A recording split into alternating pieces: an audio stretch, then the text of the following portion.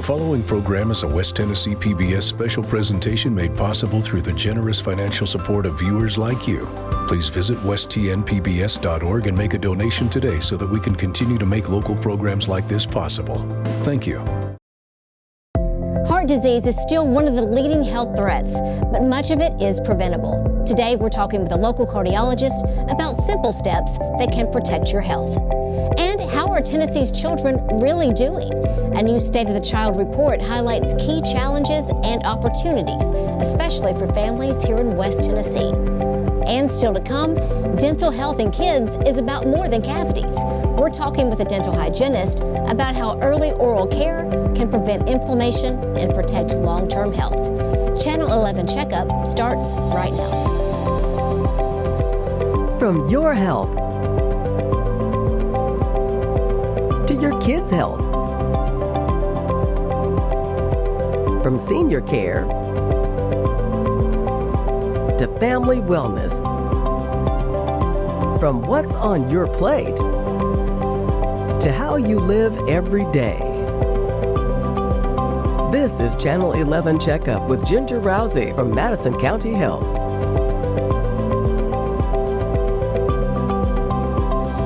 I'm Ginger Rousey. Thank you for joining us for this edition of Channel 11 Checkup, your source of information that helps keep West Tennessee healthy. Today's show has a lot to offer, but first, here are your health headlines. Drugs like Ozempic and Wegovy have surged in popularity in recent years, helping millions lose weight and improve other health conditions. But a new study suggests those benefits may not last once treatment stops. According to research published in the BMJ, patients who stopped taking weight loss drugs gradually regained weight, often returning to their pre-treatment weight within about 2 years. The study also found improvements in blood pressure and cholesterol faded in just over 1 year.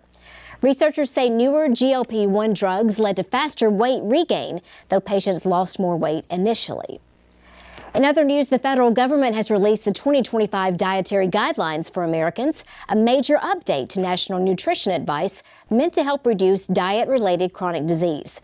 The new guidance urges people to eat real food, prioritizing high-quality, nutrient-dense protein, dairy, fruits, vegetables, whole grains, and healthy fats, while sharply reducing highly processed foods, added sugars, and refined carbs. It also highlights hydration, sensible portion sizes, and limits on sodium and alcohol. The guidelines offer recommendations tailored to all life stages, from infants to older adults, and are designed to support long-term health and address America's high rates of obesity and chronic illness. And finally, February is Teen Dating Violence Awareness Month, a time to spotlight the importance of healthy, respectful relationships and to raise awareness about dating abuse among teens. Throughout the month, organizations and communities across the country are educating young people and families about the warning signs of dating violence and how to prevent it. Teen dating violence can include physical, emotional, sexual, or digital abuse and affects thousands of teens every year. This February, let's start conversations, share resources, and support teens in building safe, healthy connections. For more information and tools to help, visit teendvmonth.org. Heart disease remains one of the leading causes of illness and death in our community, but many heart problems are preventable. From diet and physical activity to inflammation and early screening, small choices can make a big difference. Earlier, we sat down with a local cardiologist to talk about heart health, explain what new dietary guidance may mean for patients, and share practical steps people can take to protect their hearts. Well, I've practiced here in Jackson for approximately 30 years. First moved to Jackson, Tennessee in 1996. Commonly, we see a lot of people with chest pain and coronary artery disease. We also see a large volume of patients with congestive heart failure and cardiac arrhythmias. The most common is atrial fibrillation. What are the biggest factors, I guess, for heart disease that people often underestimate? Tobacco products. Really? Yes. People think they can get by with smoking a cigarette now and then or a cigar once in a while, but the fact of the matter is that the tar and nicotine creates an inflammatory reaction within the body, and that raises your risk for heart attack and or stroke. And you bring up inflammation. We hear about inflammation all the time and how important that is, anti-inflammatory foods, that sort of thing. I mean, what are some things that people need to know about how chronic low-level inflammation is affecting the heart? It creates an inflammatory reaction within the lining of the blood vessels.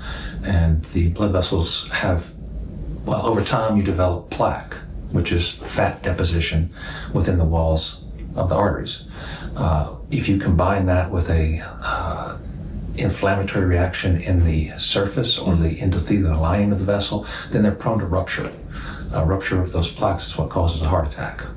Can heart health be improved at any age? I mean, is it ever too late to start? It's never too late to start. As a matter of fact, even if you quit smoking, you're going to see benefits even 6 months down the road. Okay. What other things should you consider giving up if you wanted to make lifestyle changes or starting?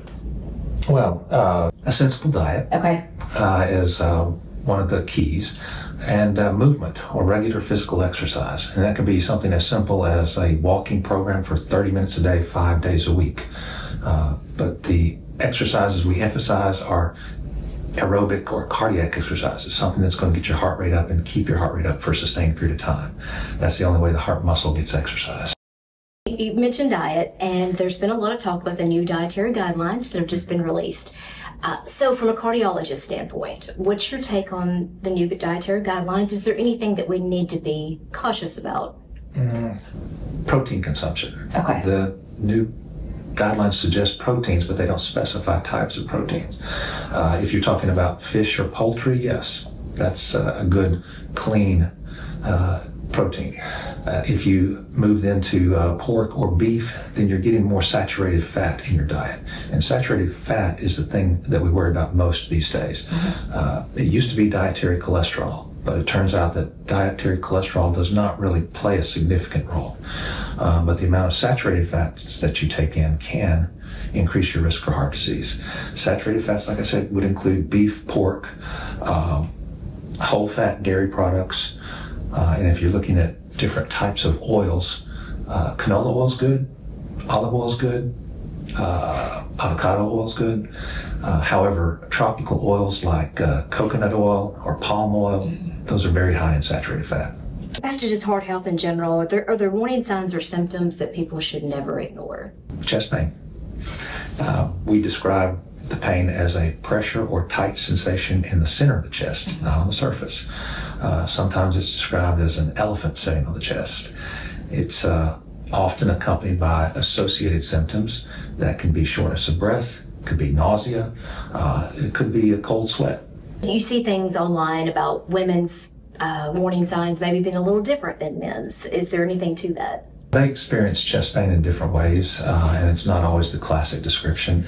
Sometimes it can be pain between the shoulder blades. I had a lady recently that said it was a toothache. So we are much more vigilant when we're evaluating a female patient with nondescript symptoms. Are there screenings or things that we need to be doing when it comes to heart health?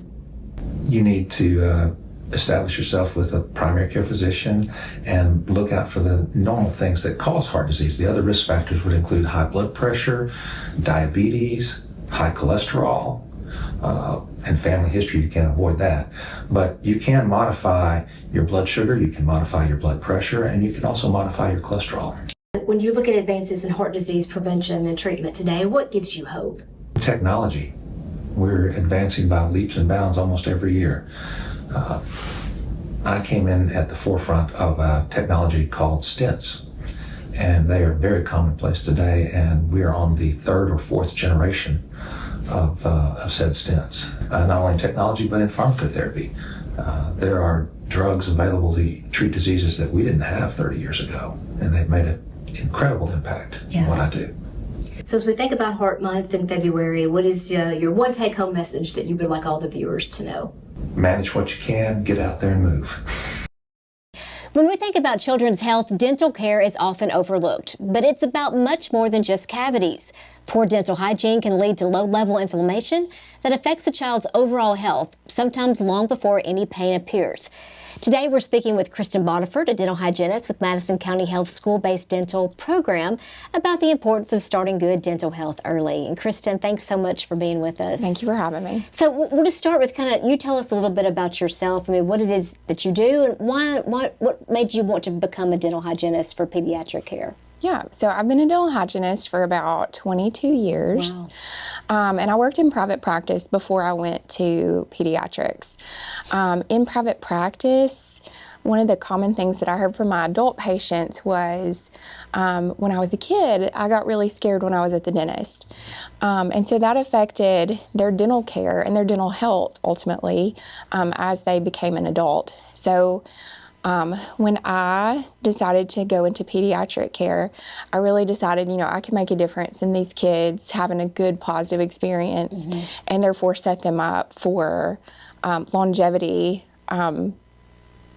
going to the dentist and taking care of their teeth and not being afraid. Yeah. And with what you're doing, going into the schools for the school-based prevention program, you're seeing kids that maybe don't go to the dentist so regularly. Yes.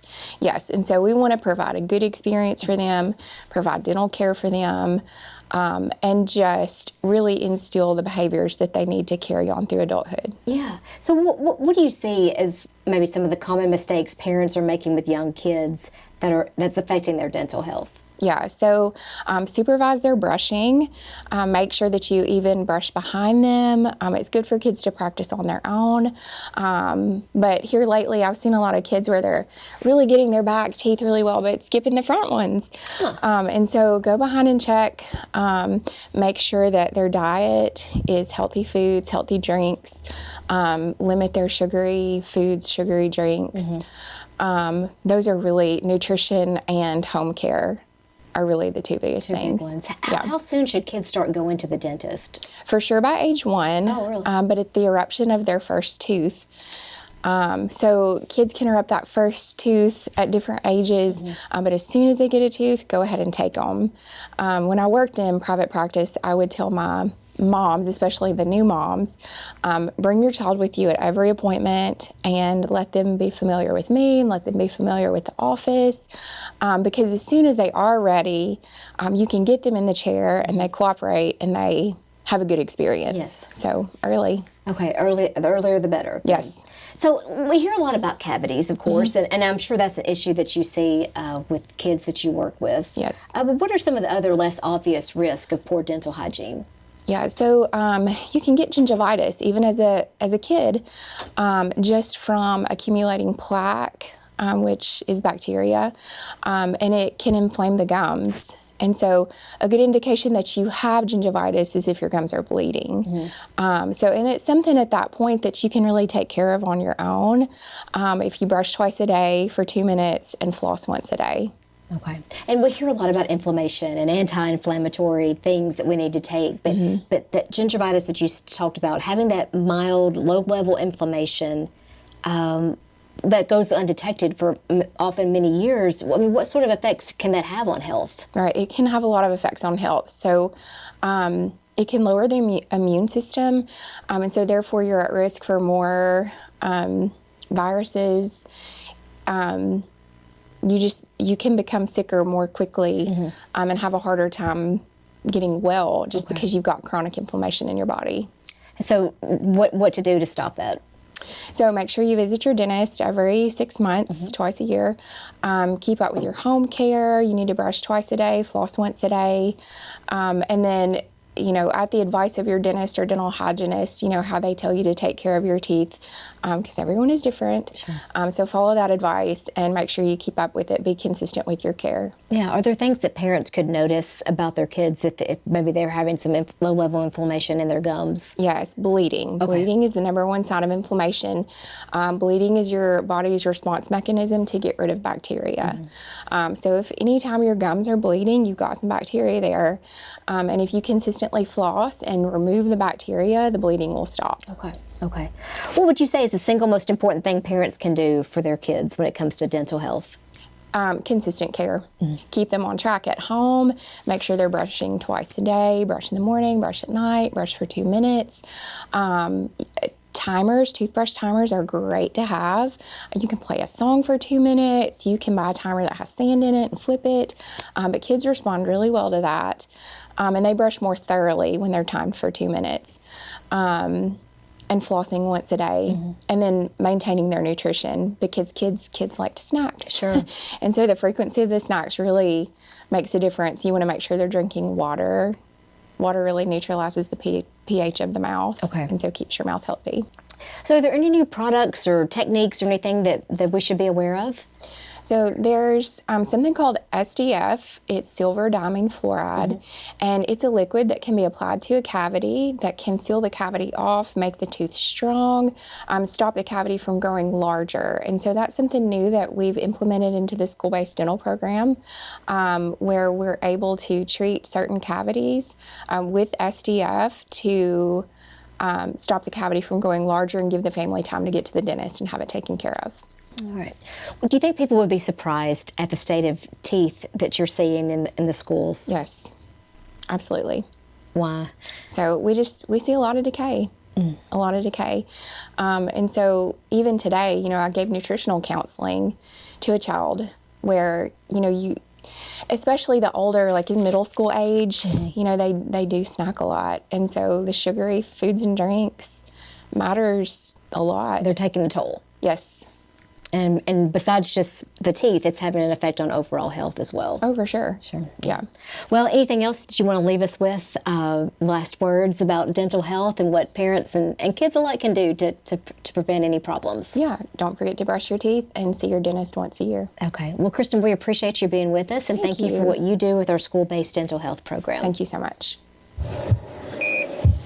Every year, the State of the Child in Tennessee report gives us a detailed look at how children across the state are faring, covering health, education, poverty, and more. This year's report highlights some striking statistics, like the fact that infant child care now costs more than in-state tuition at Tennessee colleges, while also showing some positive trends, such as a decrease in childhood obesity. Earlier, we spoke with representatives from the Tennessee Commission on Children and Youth to break down the key findings, what they mean for families in West Tennessee, and how communities can use this data to create real change for kids.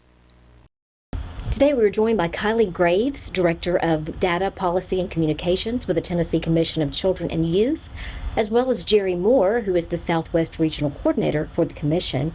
Kylie, we'll get right into it. Just can you briefly explain the purpose of the State of the Child of Tennessee report and why it's important? So State of the Child is an annual report we put out every year.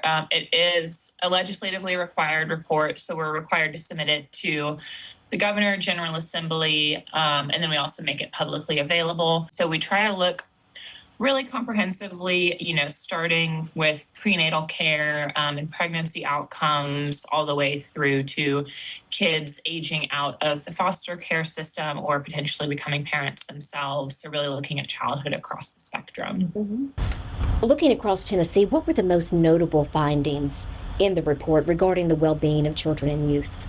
Every year, one of the things we start the report with and that we're paying really close attention to is child poverty.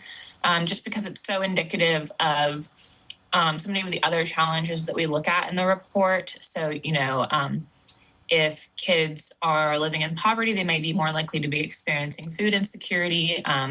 If you are hungry, that's going to impact the way that you show up to school and engage in your test taking and all of that. It had a pretty substantial decrease in that 2021 timeframe, and then 23 it went back up, and then 21 or 24 we're kind of down. We're at 19.1% of our kids living in poverty. So it's higher than we were a couple of years ago, a decrease from the immediate year prior, but then also just taking a bigger look at where we are over the last decade. In 2014, it was a little over 25% of our kids living in poverty. So we have seen over the decade, we're moving in the right direction. We're going down. It just has fluctuated quite a bit these last few years. You bring up childhood poverty, and I know one of the most common opportunities for improvement across West Tennessee counties was the percentage of children living in poverty. How do we address that? Yeah, so I think it's really tricky with child poverty because there's kind of two components of it. If you want to specifically address the percent of children living in poverty, like what's showing up when we're pulling those numbers, you have to do that through increasing employment and increasing wages. The way that the poverty numbers are calculated is so narrow and so specific that those are really the only two things that's going to actually change that number. However, there is this whole other component of how can you change and mitigate the negative effects of people living in poverty and children growing up in poverty. And that's where you see the importance of, access to resources. We highlighted data from the food banks this year because of the unique position that they were in with the temporary suspension of SNAP benefits. So I think one of the things is there's a lot of programs out there across the state, but just making sure that people know, one, if they're eligible, how to enroll, how to maintain enrollment. One of the things we talk about pretty much every year is we have this increasing number of children who are uninsured in the state. However, a lot of children, most children in the state are eligible for some form of insurance through Covered Kids or TennCare. It's just a matter of getting them enrolled and maintaining that enrollment. Each year, about 60 to 70% of uninsured kids are financially eligible for one of those programs. And so it's just getting that, making sure they know about that, making sure they know how to enroll, and then keeping up that enrollment each year is also a challenge. Yeah. One of the report's eye-opening statistics is that the cost of infant child care in Tennessee now exceeds in-state tuition at all Tennessee colleges. What are the implications of this for families? It is incredibly expensive. I have an infant and center-based care right now, and so I'm going through that. If you think about all of the planning that goes into funding a child's, journey into college, the scholarships that are available, the, long-term investment that the parents may have made into setting funds aside. With childcare, there's not as many opportunities for scholarships or things like that. We have the Smart Steps program. And then the other challenge with childcare is that every family is going to have their cap where it just doesn't make sense to pay for childcare. If your childcare costs are getting close to or exceeding one of those parents' incomes, it just they're going to pull out of the workforce. That makes more sense. And so, it does make more sense in the moment, but then you run the risk of kind of long-term loss of, career progression and financial status and just increased strain. So I think that's a challenge. The other part of this that's incredibly tricky is that childcare is very expensive, but it's not like childcare workers are, incredibly well compensated. They are still one of the lowest paid professions, and a lot of times don't have, health benefits, paid time off, things of that nature. And so it is quite a challenge, but at the same time, you want to make sure that you are creating a scenario where kids are safe and where you're running the appropriate ratios for infants. That's 1 to 4. So you really can't exceed that. And so it creates this really large challenge. And that's why programs like the child care subsidy with Smart Steps are so important for working families in Tennessee. Now, on a more positive note, the report shows that childhood obesity rates are trending downward. What can you attribute that to? So I think there has been a little bit more of a renewed focus from the state on physical education in schools. From the health reports through the schools, we see increase in schools who have access to water fountain stations there. So switching to more healthier hydration options. Each year we see an increase in the number of schools who have an on-campus produce garden, which is really cool. Looking at, making sure that, removal of PE is not a punishment. So not restricting kids' access to activities and physical education because of disciplinary, reasons. So I think all of those are making good progress. Great. Well, and I'd add that built environments around the whole state, they're adding green spaces and walking paths to parks and things like that. So they're encouraging families to get out as a whole too. Yeah, Jerry, we do want to bring you in. So focusing specifically on West Tennessee, what challenges are standing out to you this year? Our childcare costs are big, but also childcare access. Across West Tennessee, we have very few childcare centers as a whole. So it's a struggle even to get families to actually be able to find childcare, much less afford it. And then when they can't afford it, like Kylie mentioned, the families are trying to figure out whether one parent's going to work or both parents will work and then still struggle financially. It's just that's a major struggle that in West Tennessee we're looking at a lot. Also, violent youth crime. If you looked at some of the youth crime rates, we look at that pretty heavily because we work closely with our juvenile courts. This report ranks Tennessee counties based on how well children are doing across multiple areas of life. And there were some bright spots here in West Tennessee. I know Gibson and Carroll County were both in the top 10. But unfortunately, 6 of the bottom 10 counties were West Tennessee counties.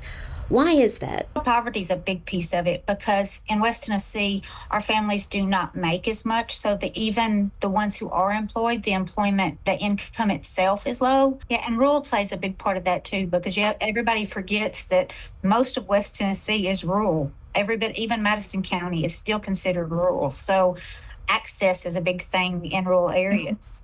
Access of transportation, ability to have internet to find resources, all of that. So a lot of our areas are looking at specific ways to help either spread knowledge or add resources, things like that. So that's a really good thing about West Tennessee is we all do come together. If you could leave the public with one takeaway from this report, what would it be? There's a lot of areas that the state has improved on, ways we're making progress. And, there's still a lot of opportunities and there's still a lot of things that our kids are struggling with and having to face that they shouldn't have to be. I think that this is designed to be a resource to show where people can plug in and help move the state forward for kids. And I think it's a sobering report. It's hopeful at times, but it highlights, some paths forward. Before we leave, don't forget that if you have questions about public health matters or services offered at Madison County Health, we'd like to hear from you. Send us your questions and we'll get them answered in our Checkup Q&A. That email is 11checkup@westtnpbs.org. We want to thank our guests for joining us on this episode, and of course, we want to thank you for being with us on this edition of Channel 11 Checkup. We're glad you joined us, and we'll check in next time.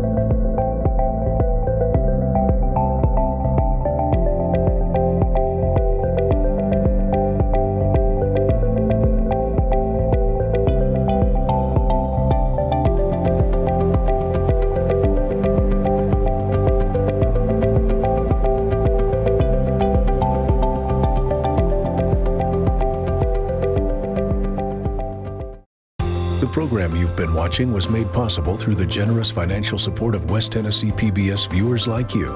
Please visit westtnpbs.org and make a donation today so that we can continue to make local programs like this possible. Thank you.